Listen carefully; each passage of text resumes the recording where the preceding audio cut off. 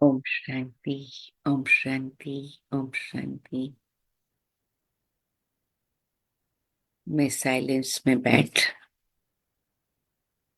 3 बार deep breathing करती हूँ। मुट्ठी बंद करके खोलती हूँ। अपने shoulders up back and down करती हूँ और आत्माभिमानी स्थिति में स्थित हूँ। मीठे प्यारे बाबा से आज गुरुओं के भी गुरु सदगुरु के रूप में मिलन मनाती हूँ। सदगुरु बाबा, आप मुझे आत्मा की सदगति करने आए हैं। शुक्रिया बाबा। आप सतगुरु बन के ज्ञान देकर मेरी आत्मा को नई रोशनी प्रदान कर रहे हैं। शुक्रिया बाबा। मेरे सतगुरु बाबा, आपने हमारे पर बृहस्पति की दशा लाई है, सब प्रकार से निर्विघ्न बनाया है। सब प्रकार की शक्ति संपत्ति समृद्धि से भरपूर किया है।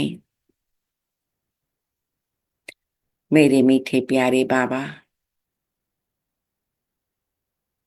मेरे जीवन के सहारे बाबा, आपको देखती रहती हूँ।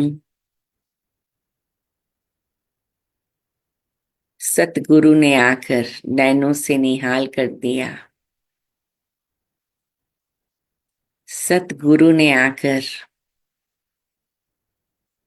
मुझ आत्मा के पापों को भस्म कर दिया। सतगुरु बाबा, आपने आकर अनेक प्रकार की गहरी ज्ञान की बातों से झोली भर दी। अनेक पास्ट के विकृतियों से, विकारों से, नेगेटिविटी से छुड़ाया। मेरे मीठे प्यारे बाबा, आपका मैं दिल से शुक्रिया करती हूँ। ऐसे गुरुओं के गुरु सदगुरु बाबा को दिल से प्यार से याद करते हुए अपनी शुक्राना अदा करते हुए हम मधुबन में पहुंच जाते हैं। आज गुरुवार का दिन है। मुरली के बाद प्यारे बाबा को भोग लगेगा। बाबा की दृष्टि लेते हुए आज की मीठी मुरली है 3 अप्रैल 2025। प्रातः मुरली ओम शांति। बाप दादा मधुबन। मीठे बच्चे, तुम्हारा यह नया झाड़ बहुत मीठा है। इस मीठे झाड़ को ही कीड़े लगते हैं। कीड़ों को समाप्त करने की दवाई है मन मना भव। तो जीवन रूपी झाड़ बाबा का बनने से मीठा बन गया।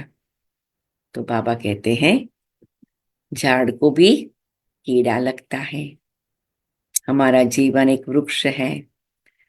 हमारा यज्ञ एक वृक्ष है। ईश्वरीय परिवार ब्राह्मण परिवार भी एक वृक्ष है। और ये दुनिया भी एक वृक्ष है।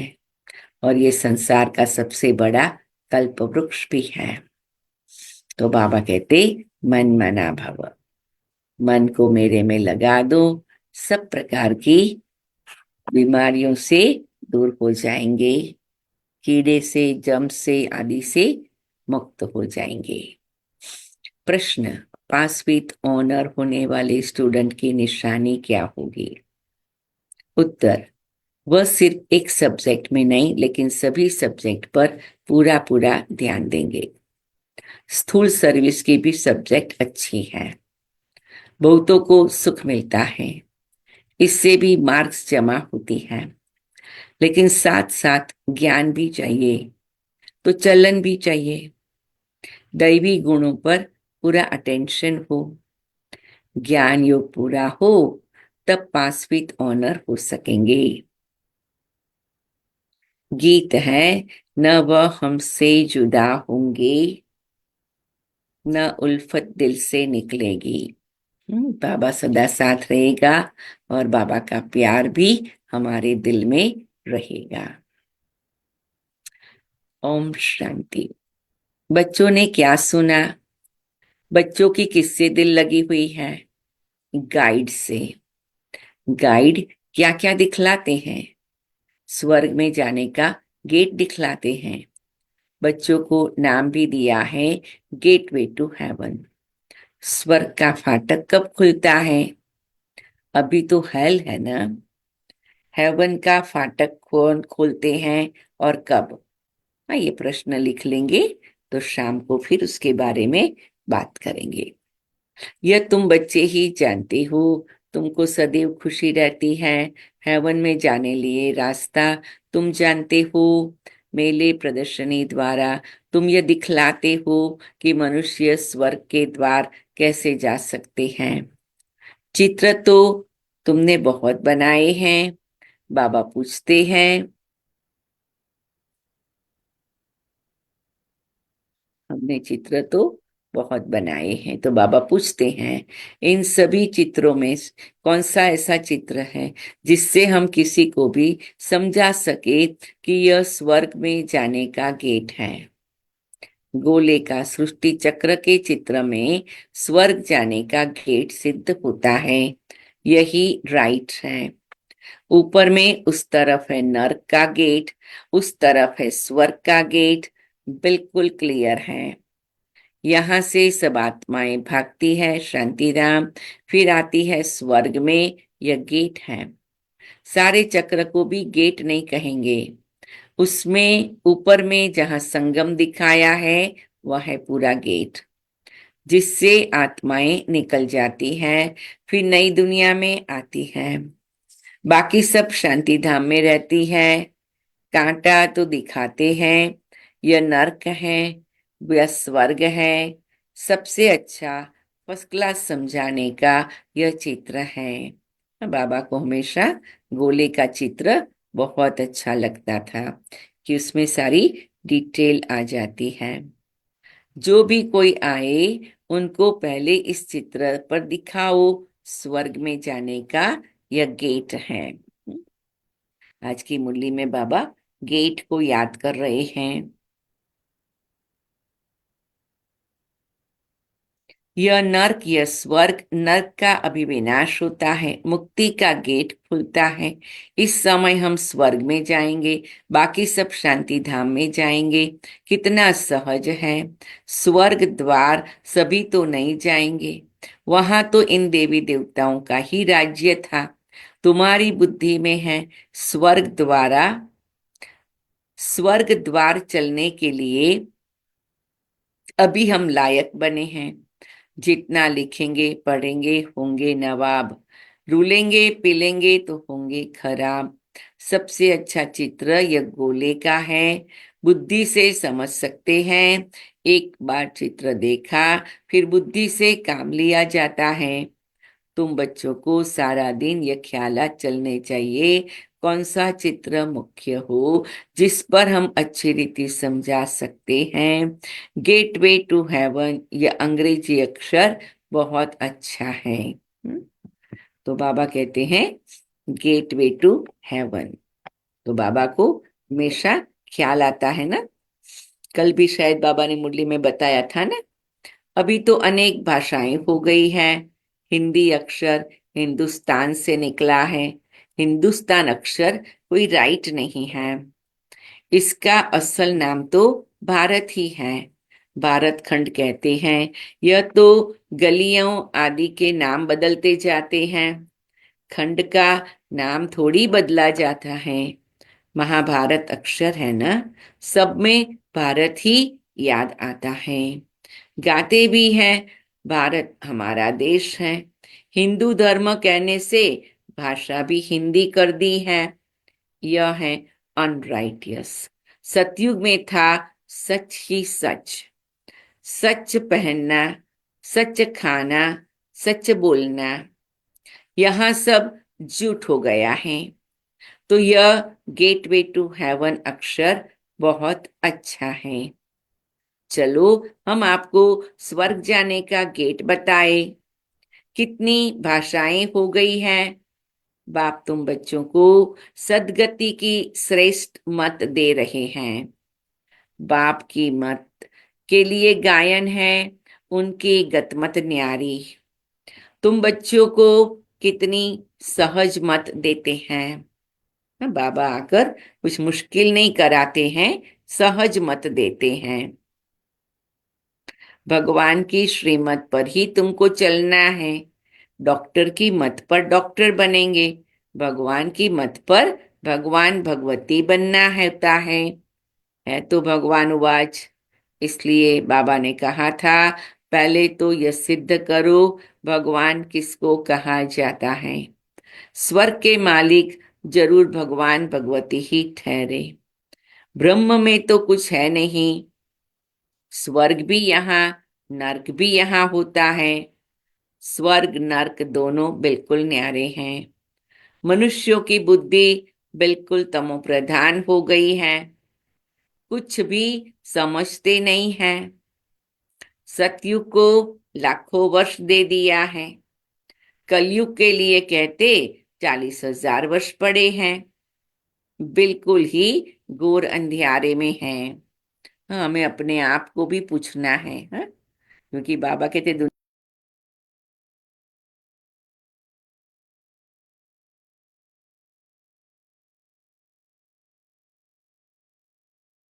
दिखाया। तो पहले हमें भी नहीं मालूम था, अभी बाबा ने मालूम कराया है। तो हमें औरों के लिए भी बहुत रहम आना चाहिए। सतयुग को लाखों वर्ष दे दिया, कलयुग के लिए कहते 40,000 वर्ष पड़े हैं। बिल्कुल ही घोर अंधियारे में हैं। तो बाप आकर उजाले में ले जाते। इसीलिए शिवरात्रि और शिव जयंती मनाई जाती है। अभी तुम बच्चे जानते हो, बाप हमको हेवन ले जाने लिए ऐसा गुणवान बनाते हैं। मुख्य फुरना ही यह रखना है, हम सतो प्रधान कैसे बने। जैसे कल भी देखा ना, बाबा ने कहा मैं पावन बनाने आया हूँ, वही मेरे सामने लक्ष्य है। और हम पावन बनने आए हैं, वो हमारे सामने लक्ष्य है। अभी आज बाबा कहते हैं तुम्हें क्या फुरना मतलब चिंता, अच्छी वाली चिंता रखनी है कि मुझे सतो प्रधान कैसे बनना है। तो आप लोग अंडरलाइन कर लो, लिस्ट बनाओ, मैं सतो प्रधान कैसे बनेगी। और एक एक चेक मार्क करते जाओ कि हम इतना बन गए, इतना बन गए, है ना। बाप ने बताया है, मामे कम याद करो, चलते फिरते काम करते बुद्धि में यह याद रहे। आशुक माशुक भी कर्म तो करते हैं ना, भक्ति में भी कर्म तो करते हैं ना, बुद्धि में उनकी याद रहती है। हाँ? भक्ति में भी लोग परिवार में रहते हैं, चाहे कृष्ण की भक्ति करे, राम की करे, या गुरुद्वारा में जाए, चर्च में जाए, लेकिन परिवार की जिम्मेवारी भी संभालते हैं। तो बाबा कहते तुम बच्चों को भी कारोबार तो करना है, भक्ति का भी अभ्यास है ना। भगवान को भी याद करो और कारोबार भी करो।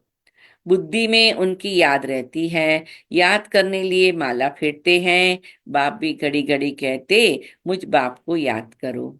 सर्वव्यापी कह देते तो फिर याद किसको करेंगे। बाप समझाते हैं तुम कितने नास्तिक बन गए हो, बाप को ही नहीं जानते हो। कहते भी हो ओ गॉड फादर, परंतु वह है कौन यह जरा भी पता नहीं है। आत्मा कहती है ओ गॉड फादर, परंतु आत्मा क्या है। आत्मा अलग है, उनको कहते परमात्मा अर्थात सुप्रीम। ऊंचे ते ऊंच सुप्रीम सोल परम आत्मा। एक भी मनुष्य नहीं जिनको अपनी आत्मा का ज्ञान हो। मैं आत्मा हूं, ये शरीर है, दो चीज तो है ना। यह शरीर 5 तत्वों का बना हुआ है। आत्मा तो अविनाशी एक बिंदी है, वह क्या चीज से बनेगी। इतनी छोटी बिंदी है, साधु संत आदि कोई को पता नहीं। इसने तो बहुत गुरु किए, परंतु कोई ने यह नहीं सुनाया कि आत्मा क्या है, परमपिता परमात्मा क्या है। अभी हमें मालूम पड़ा है ना, तो हर एक इस प्रश्न का जवाब लिखना, आत्मा क्या है, परमात्मा क्या है। ऐसे नहीं, सिर्फ परमात्मा को नहीं जानते, आत्मा को भी नहीं जानते। आत्मा को जान जाए तो परमात्मा को फट से जान जाए। बच्चा अपने को जाने और बाप को न जाने तो चले कैसे सकते हो। तुम तो अभी जानते हो आत्मा क्या है, कहाँ रहती है, क्या हम सभी जानते हैं? तो चैट बॉक्स में लिखना। जो नहीं जानते हैं वो भी चैट बॉक्स में लिखना, और शाम को थोड़ी इसके ऊपर शेयरिंग करेंगे। तो जो प्रश्न लिखने वाले हैं वो लिख ले वे। डॉक्टर लोग भी इतना समझते हैं, वह सूक्ष्म है, इन आंखों से देखी नहीं जाती। फिर शीशे में भी बंद करने से देख कैसे सकेंगे। दुनिया में तुम्हारे जैसी नॉलेज कोई को नहीं है। वाह बाबा, थैंक यू बाबा। तुम जानते हो आत्मा बिंदी है, परमात्मा भी बिंदी है, बाकी हम आत्माएं पतित से पावन, पावन से पतित बनती है। वहां तो आत्मा वहां तो पतित आत्मा नहीं रहती है। वहां से सब आते हैं, फिर पतित बनते हैं, फिर बाप आकर पावन बनाते हैं। ये बहुत ही सहज से सहज बात है। तुम जानते हो हमारी आत्मा 84 का चक्र लगाए अब तमो प्रधान बन गई है। हम ही 84 जन्म लेते हैं, एक की बात नहीं है। बाप कहते मैं समझाता इनको हूँ, सुनते तुम हो। मैंने इनमें प्रवेश किया, इनको सुनाता हूँ, तुम सुन लेते हो। यह है रथ। तो बाबा ने समझाया है, नाम रखना चाहिए गेटवे टू हेवन। परंतु इसमें भी समझाना पड़े कि सतयुग में जो देवी देवता धर्म था वह अब प्राय लोप हो गया है। कोई को पता नहीं है, क्रिश्चियन भी पहले सतो प्रधान थे, फिर पुनर्जन्म लेते लेते तमो प्रधान बनते हैं। झाड़ भी पुराना जरूर होता है। यह वैरायटी धर्मों का झाड़ है। झाड़ के हिसाब से और सब धर्म वाले आते ही पीछे हैं। यह ड्रामा बना बनाया है, ऐसे थोड़ी कोई को टर्न मिल जाएगा। सतयुग में आने का नहीं, यह तो अनादि खेल बना हुआ है। सतयुग में एक ही आदि सनातन प्राचीन देवी देवता धर्म था। अब तुम बच्चों की बुद्धि में है, हम स्वर्ग में जा रहे हैं। डीप ब्रीथिंग करें, साइलेंस में बैठे, अपने आप को 7 बार कहेंगे, मीठे बाबा मैं आत्मा आपकी संतान स्वर्ग में जा रही हूँ। मीठे बाबा मैं आत्मा आपकी संतान स्वर्ग में जा रही हूँ। मीठे बाबा मैं आत्मा आपकी संतान स्वर्ग में जा रही हूँ। मीठे बाबा मैं आत्मा आपकी संतान स्वर्ग में जा रही हूँ। मीठे बाबा मैं आत्मा आपकी संतान स्वर्ग में जा रही हूँ। मीठे बाबा मैं आत्मा आपकी संतान स्वर्ग में जा रही हूँ। प्यारे बाबा मैं आत्मा आपकी संतान स्वर्ग में चल रही हूँ। आपका साथ शिवालय की तरह है। तो इस प्रकार से अपने आप को पक्का करना है कि मैं आत्मा स्वर्ग में जाने के लिए तैयार हो गई हूँ।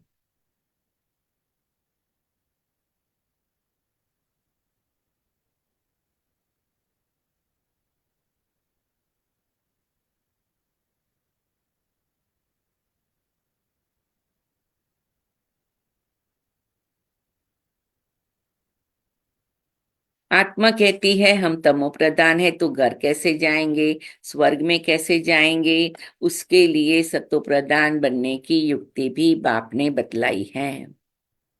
अंडरलाइन करेंगे कौन सी युक्तियां बाबा ने सत्व प्रधान बनाने के लिए बताई हैं। 10 पॉइंट निकाल सकते हैं।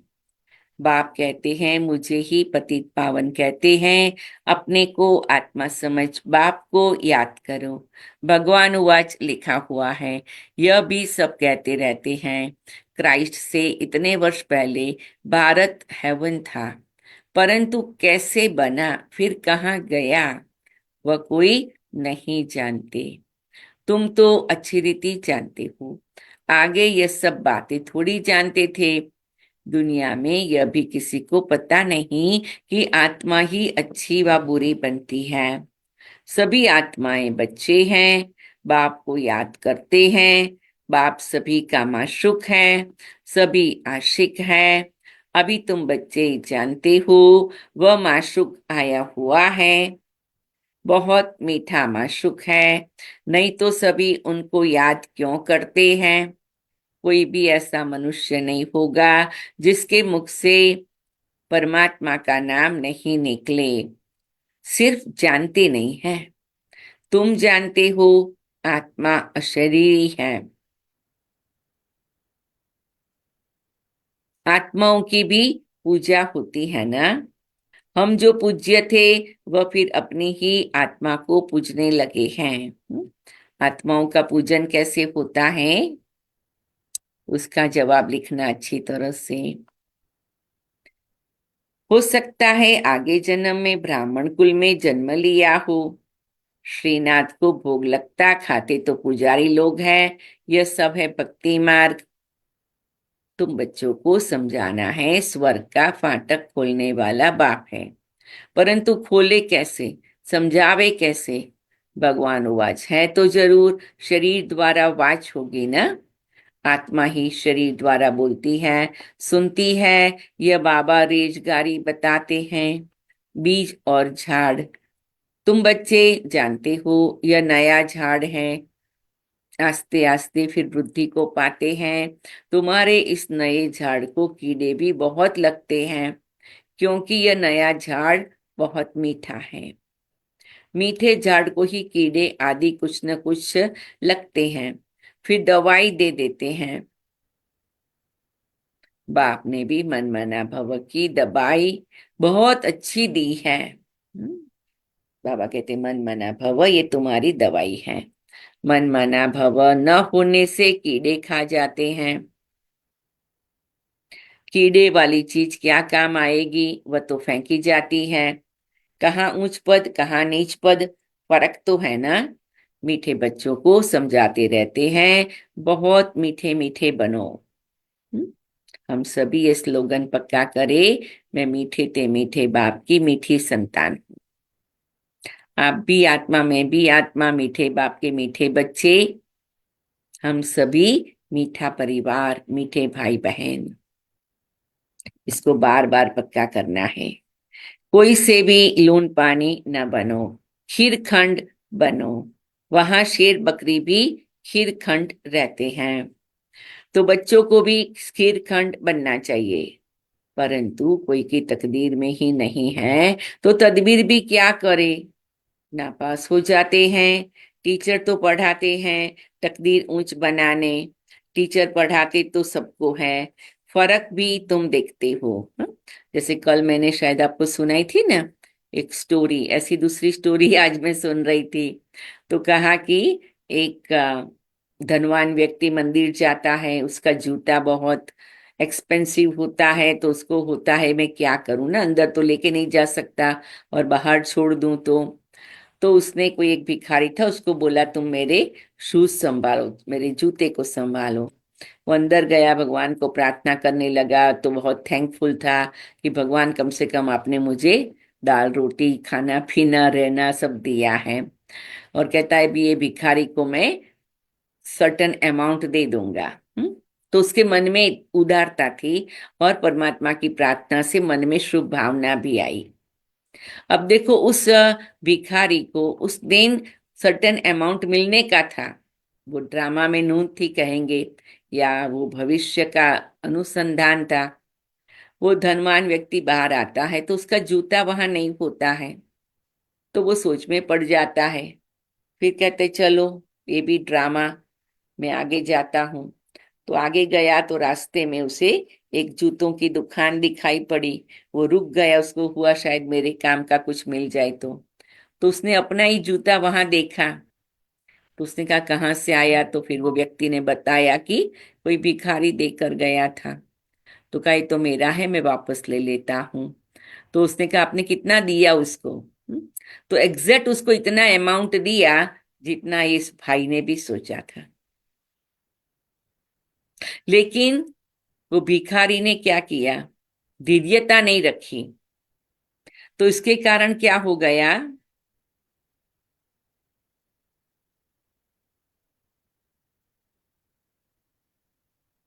इसके कारण क्या हो गया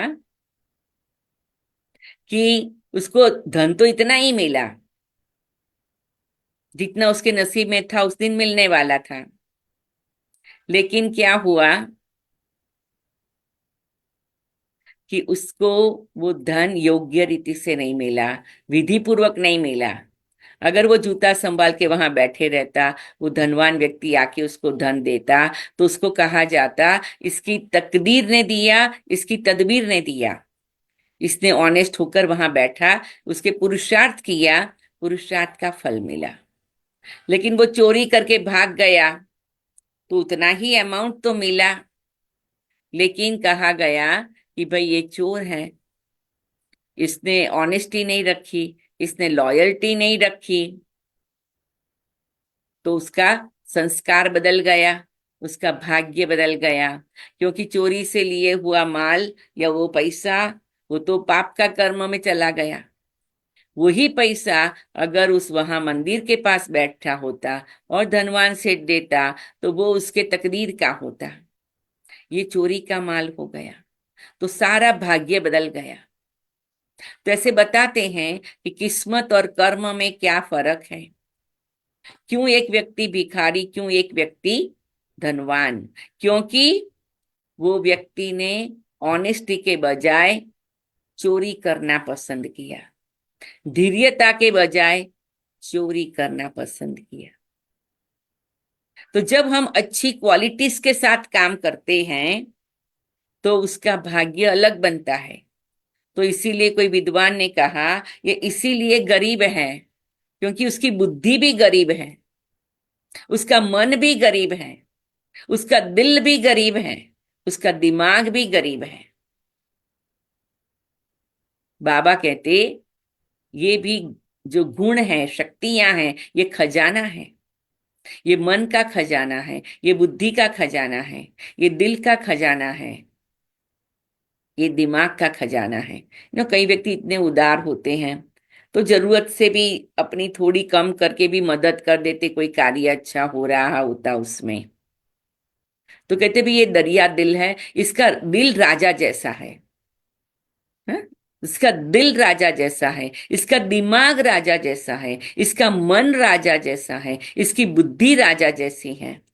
क्योंकि वो कैसे सोचता है, कैसे वो निर्णय लेता है, कैसे वो कार्य करता है, उसके दिल में कौन सी भावना है, वो उसको राजा बनाता है। जो बाबा कहते हैं ना, तुम मेरे राजा बच्चे हो, तुम मेरे राज दुलारे बच्चे हो, तुम भविष्य की राजाई पाने वाले बच्चे हो। तो वो हमें यहाँ से अभ्यास करना है। हमारे हर कर्म में वो रॉयल्टी आए, कर्म में वो ऑनेस्टी आए, कर्म में वो ह्यूमिलिटी आए, कर्म में वो पॉजिटिविटी आए। वो जमा हो जाएगा, और वो जैसे ही जमा होगा, ये जैसे हम राजा हैं, राजा की तरह सोचना, बोलना, करना। तो आज सदगुरुवार के दिन हम सभी सदगुरु बाबा के राजा बच्चे बन करके सत्यनारायण जैसा जीवन बनाना है। तो सब प्रकार की गरीबी से बाहर आ जाएंगे। हाँ? जैसे लौकिक दुनिया में क्या कहते हैं, if wealth is lost nothing is lost, if health is lost something is lost, if character is lost everything is lost. अगर आपका धन गया तो कुछ नहीं गया, फिर से कमा लेंगे। हेल्थ गई तो कुछ गंवाया। कभी कभी कोई प्रकार की हेल्थ वापस नहीं आती है, लेकिन अगर चरित्र गया तो चरित्र सबसे बड़ा धन है, वो सब कुछ गया। तो इसीलिए हमें चरित्रवान बाबा के बच्चे हैं। ये संकल्प बार बार दोहराना है, पक्का करना है। दिव्य चरित्र, ईश्वरीय चरित्र, ब्राह्मण चरित्र, और चरित्र से हमारा नया दिव्य अलौकिक चित्र बनता, जो फिर हम पूजनीय बन जाते। तो ये बहुत ध्यान देना है। तो बाबा कहते हैं, बच्चे मैं तुम्हें क्या से क्या बनाने आया हूं, ये सदा याद रखो।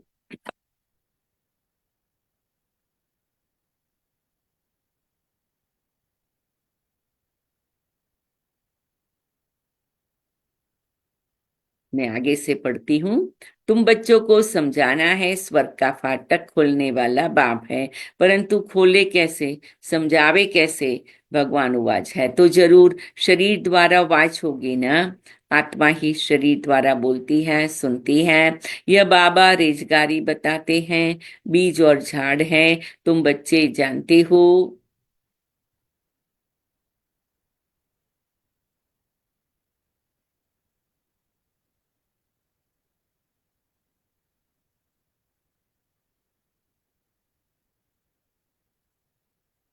यह नया झाड़ है, आस्ते आस्ते फिर वृद्धि को पाते हैं। तुम्हारे इस नए झाड़ को कीड़े भी बहुत लगते हैं, क्योंकि यह नया झाड़ बहुत मीठा है। मीठे झाड़ को ही कीड़े आदि कुछ न कुछ लगते हैं, फिर दवाई दे देते हैं। बाप ने भी मनमाना भव की दवाई बहुत अच्छी दी है। मनमाना भव न होने से कीड़े खा जाते हैं। कीड़े वाली चीज क्या काम आएगी, वह तो फेंकी जाती है। कहाँ उच्च पद कहाँ नीच पद, फर्क तो है ना। मीठे बच्चों को समझाते रहते हैं, बहुत मीठे मीठे बनो, कोई से भी लून पानी न बनो, खीरखंड बनो। वहां शेर बकरी भी खीरखंड रहते हैं। बच्चों को भी खीरखंड बनना चाहिए, परंतु कोई की तकदीर में ही नहीं है, तो तदबीर भी क्या करे, नापास हो जाते हैं। टीचर तो पढ़ाते हैं ऊंच पद पाने, तकदीर ऊंच बनाने। टीचर पढ़ाते तो सबको है, फर्क भी तुम देखते हो। स्टूडेंट क्लास में जान सकते हैं कौन किस सब्जेक्ट में होशियार है। यहाँ भी ऐसे हैं, स्थूल सर्विस की भी सब्जेक्ट तो है ना। जैसे भंडारी है, बहुतों को सुख मिलता है, कितना सब याद करते हैं। यह तो ठीक है, इस सब्जेक्ट से भी मार्क्स मिलती हैं, है ना। भोली दादी थी, सती भोली दादी थी, तो ये सब बाबा का भंडारा संभालते। अभी तो सब भाई लोग संभालते हैं। खैर भोली दादी, सती भोली दादी सब अव्यक्त भी हो गए, लेकिन एक जमाना था तो भोली दादी के असिस्टेंट के रूप में ही सूरज भाई, आतम भाई, रामनाथ भाई, सतीश भाई जो गीत गाते हमेशा स्टेज पर, वो सभी उनके साथीदार थे। और फिर कोई ना कोई सेवाधारी भी आ जाते थे। तो सब दादी की डायरेक्शन प्रमाण सभी कुछ भंडारे का काम चलता था, तो बहुतों को सुख मिलता था। दादी में इतनी, जिसको कहे कि विशेषता थी, कि हम लोग जाते थे कुमारियों के रूप में, तो दादी को पता होता था कोई कोई सब्जी नहीं अच्छी लगती या कभी खाने में ना, दादी आज तो क्या बना है, ऐसे बना है वैसे बना है। तो दादी कहती ठीक है, तुम जाओ वहां से आलू की सब्जी पड़ी है ले लो, ऐसे दादी बहुत प्यार से कहती थी। कोई भी बात उनको याद रह जाती थी। कभी कभी हम पूछने जाते थे, दादी आज ये चीज है, दादी कहती अच्छी फलाने के पास से ले लो। फिर हम तो लेके चले जाते थे। फिर हम वहां से दोबारा जाते थे या दूसरे दिन जाते थे, तो दादी याद करके पूछती थी, हंसा तुम्हें वो मिल गया, या जो भी बहनें होती थी उनको, वो कल तुमने कहा था मिल गया था ना, मैंने भाई को पूछा था उसने दिया था तुम्हें। तो इस प्रकार से इतना प्यार का अनुभव होता था, क्योंकि पांडव भवन उस समय पर बहुत छोटा था। और जब हम लोग भट्ठी में जाते थे, तो पूरे पांडव भवन में हम 200-300 जन होते थे, तो सभी को एक दूसरे का पता रहता था। सतीश भाई की ड्यूटी होती थी पेशेंट का खाना बनाने की, कोई नमक बिगर खाता है, कोई मिर्ची बिगर खाता है, कोई टमाटर बिगर खाता है, तो उनका खाना अलग बनता था, कोई की तबीयत के प्रमाण ना, तो वो थोड़ा सा खाना बनता था। उस जमाने में बहुत अच्छा रियल पफी एकदम ऐसा मक्खन बनता था। और फिर वो सबको देते थे, मक्खन मानी भी देते थे और ऐसे रोज भी थोड़ा थोड़ा आधा चम्मच चम्मच दे देते थे चपाती के पर, परोठा के पर। तो भोली दादी थी, तो आज बाबा याद करते हैं कि उसने कितनों को सुख दिया। तो कभी कभी भंडारे में भी बहुतों को सुख मिल सकता है। यह तो ठीक है, इस सब्जेक्ट से भी मार्क मिलती है, लेकिन पास विथ ऑनर होने के लिए सिर्फ एक सब्जेक्ट में नहीं, सब सब्जेक्ट में पूरा ध्यान देना है। ज्ञान भी चाहिए, चलन भी ऐसी चाहिए, दैवी गुण भी चाहिए। अटेंशन रखना अच्छा है। भंडारी के पास भी कोई आए तो कहे, मन माना भव, शिव बाबा को याद करो, विकर्म विनाश होंगे और तुम स्वर्ग के मालिक बन जाएंगे। बाप को याद करते औरों को भी परिचय देते रहे। ज्ञान और योग चाहिए, बहुत इजी है। मुख्य बात है ही, मुख्य बात क्या है? अंधों की लाठी बनना है। प्रदर्शनी में किसी को ले जाओ, चलो हम आपको स्वर्ग का गेट दिखाए। यह नर्क है, वह स्वर्ग है। बाप कहते मुझे याद करो, पवित्र बनो, तो तुम पवित्र दुनिया के मालिक बन जाएंगे। मन मना भव। हूबहू तुमको गीत सुना सु, हूबहू तुमको गीता सुनाते हैं, इसलिए बाबा ने चित्र भी बनाया है। गीता का भगवान कौन? स्वर्ग का गेट कौन खोलते? खोलते हैं शिव बाबा। श्री कृष्ण उस गेट से पार करता है। तो ये जितने भी बाबा के प्रश्न है ना, उसका जवाब हमें लिखना है। मुख्य चित्र है ही दो, बाकी तो रेजगारी है। बच्चों को बहुत मीठा बनना है, प्यार से बात करनी है, मनसा वाचा कर्मणा, सबको सुख देना है। देखो भंडारी सबको खुश करती है, तो उनके लिए भी सौगात ले आते हैं। यह भी सब्जेक्ट है। तो कई भाई बहने बाबा भोली दादी के लिए ड्रेस लाए, स्वेटर लाए, कुछ न कुछ जूता लाए ना, यह भी सब्जेक्ट है। सौगात आकर देते हैं। वह कहती है, हम तुमसे क्यों लूं, फिर तुम्हारी याद रहेगी। शिव बाबा के भंडारे से मिलेगा तो हमको शिव बाबा की याद रहेगी। अच्छा, मीठे मीठे सिकिल दे बच्चों प्रति माता पिता बाप दादा का याद प्यार और गुड मॉर्निंग। रूहानी बाप की रूहानी बच्चों को नमस्ते। हम रूहानी बच्चों की रूहानी बाप दादा को याद प्यार, गुड मॉर्निंग और नमस्ते बाबा, शुक्रिया बाबा। समीठे प्यारे बाबा को याद करें।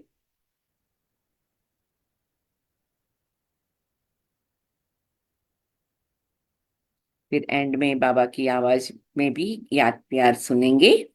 पहले है धारणा के लिए मुख्य सार। अपनी उच्च तकदीर बनाने के लिए आपस में बहुत बहुत खीरखंड मीठा होकर रहना है, कभी लून पानी नहीं होना है, सभी सब्जेक्ट पर पूरा अटेंशन देना है। सदगति के लिए बाप की जो श्रेष्ठ मत मिली है उस पर चलना है और सबको श्रेष्ठ मत ही सुनानी है। स्वर्ग में जाने का रास्ता दिखाना है। वरदान। हर आत्मा को हिम्मत उल्लास दिलाने वाले रहम दिल विश्व कल्याणकारी भव। कभी भी ब्राह्मण परिवार में किसी कमजोर आत्मा को तुम कमजोर हो ऐसे नहीं कहना। आप रहम दिल विश्व कल्याणकारी बच्चों के मुख से सदैव हर आत्मा के प्रति शुभ बोल निकलने चाहिए, दिल शिकस्त बनाने वाले नहीं। चाहे कोई कितना भी कमजोर हो, उसे इशारा या शिक्षा भी देनी हो तो पहले समर्थ बनाकर फिर शिक्षा दो।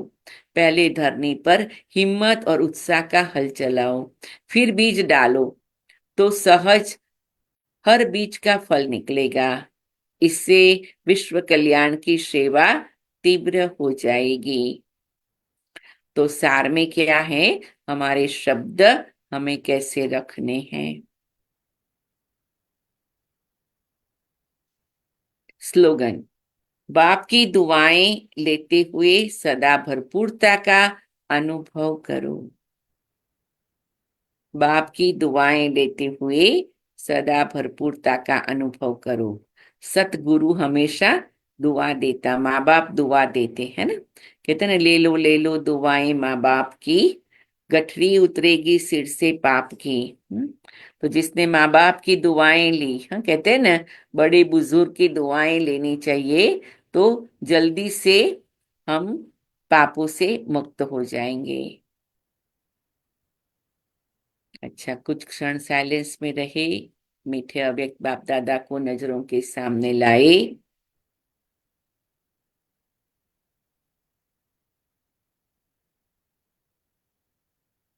और बाबा का अव्यक्त इशारा है, कंबाइन रूप की स्मृति से सदा विजयी बनो।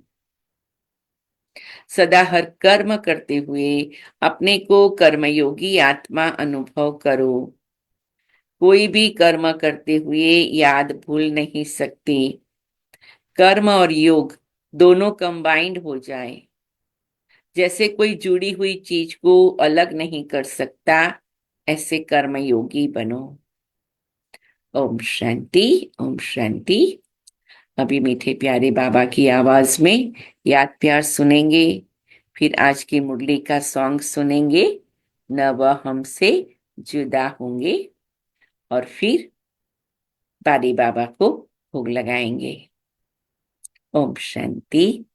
जो भी प्रश्न लिखे हैं, जिन्होंने भी सेवा कर रहे हैं, वो ध्यान दे, और कोई व्हाट्सएप ग्रुप में वो चैट बॉक्स में लिख सकते हैं, नहीं तो फिर शाम को व्हाट्सएप ग्रुप से करेंगे। ओम शांति। Thank you.